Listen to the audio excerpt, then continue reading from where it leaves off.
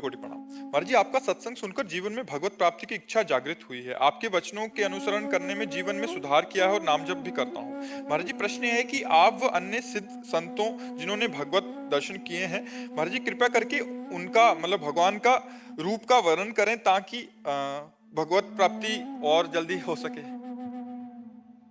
भगवान और भगवान का रूप अनिर्वचनीय है। भगवान पांच भौतिक देहधारी नहीं है, चिदानंद में है। चिदानंद पांच भौतिक वाणी के द्वारा वर्णन नहीं हो सकता। हरिवंश महाप्रभु वर्णन करते हैं श्री जी का रूप। देखो माई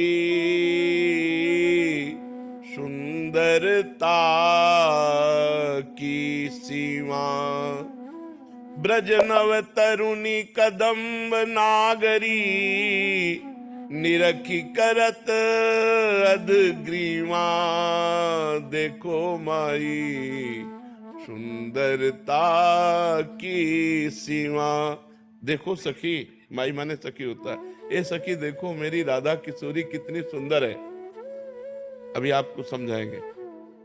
ब्रज की जितनी सुंदरियां हैं, एक जो ब्रज सुंदरी है वो इतनी सुंदर है, लक्ष्मी कोटि विलक्ष लक्षण लसन लीला किशोरी सतई, राधाध्यम ब्रज मंडलित मधुरम राधा विदानम परम।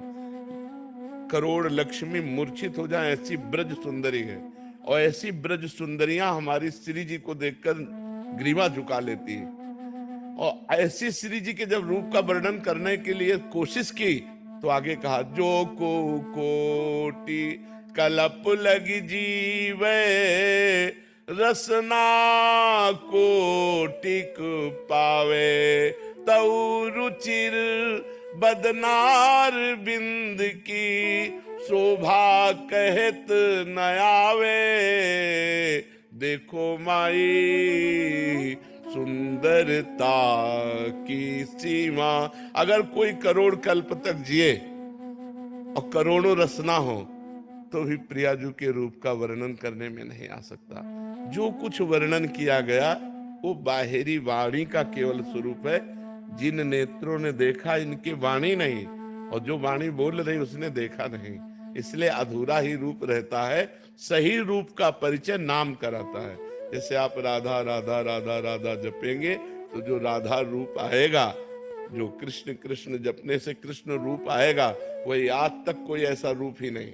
जैसे हम मानते हैं ये रूप है प्रभु का, मानते हैं, लेकिन एक कागज पर एक चित्रकार की भावना, एक प्राकृतिक स्याही के द्वारा वो रूप रंग दे दिया गया।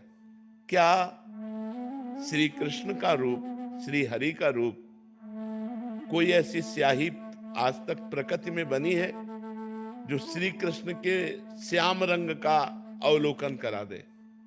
सच्चिदानंद रूपाय, भगवान कैसे? सच्चिदानंद। और ये रंग कैसा है? प्राकृतिक। तो सच्चित आनंद का प्राकृतिक रंग हो ही नहीं सकता। प्राकृतिक चित्र की कल्पना करके जिसने चित्र लिखा उसने भगवत साक्षात्कार नहीं किया। वो एक भावना करता है। कैसी भावना करता है? भगवान मोर मुकुट बरहा पीडम, मोर मुकुट धारण किए, नटवर वपुहु कर्णयो कर्णिकारम, कर्णकार के पुष्प कानों में खोसे हुए, ललित त्रिभंगे, अधरों पर मुरली है, सर पर मोर मुकुट है। वो अपनी भावना में बनाता चला जा रहा है, लेकिन उसने देखा नहीं है।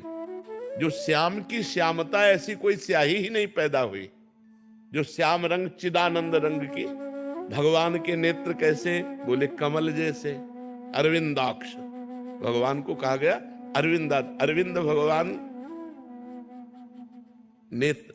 अब क्या कमल देखने से भगवान के नेत्रों को? एक बार जिसने भगवान के नेत्र देखा तो मोहन बस गए मेरे मन में, लोक लाज कुल कान छूट गई या की नेह लगन में।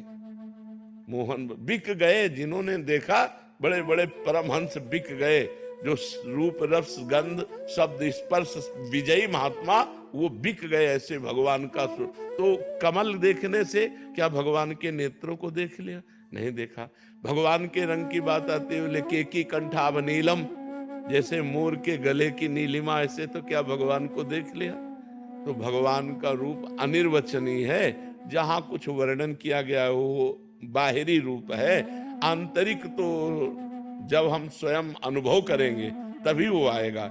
इसलिए हमें चाहिए कि भगवान के नाम पर हम ध्यान दें, भगवान के नाम का ध्यान करें। भगवान के नाम का रूप तो देखिए, रूप नाम आधीना, वो नाम आपके सामने जो झांकी प्रकट करेगा बस वो स्थायी होगा। इसलिए चिर स्थायी चिदानंद रूप देखने के लिए खूब नाम जप करो, नाम महिमा।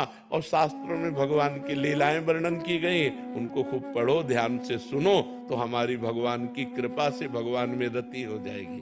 अब जैसे अपने जो मानस पटल पर, तो जैसे आप अपना बैंक बैलेंस किसी के सामने नहीं रखेंगे, अगर है नहीं तो फर्राटे मांग के 10-20 हजार की गड्डी निकालने की कोशिश करेंगे। लेकिन यदि आप अरबपति खरबपति हैं तो आप कोशिश करेंगे कि 2 रुपया 5 रुपया वाली कोई जाने ना कि करोड़पति है।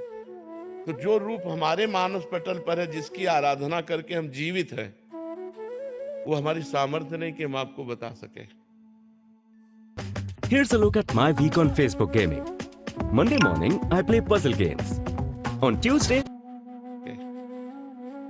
और जो रूप पढ़ा है, जो रूप देखने को बाहर आ रहा है, हमारी श्रद्धा है पर पूर्णता नहीं है। आप समझ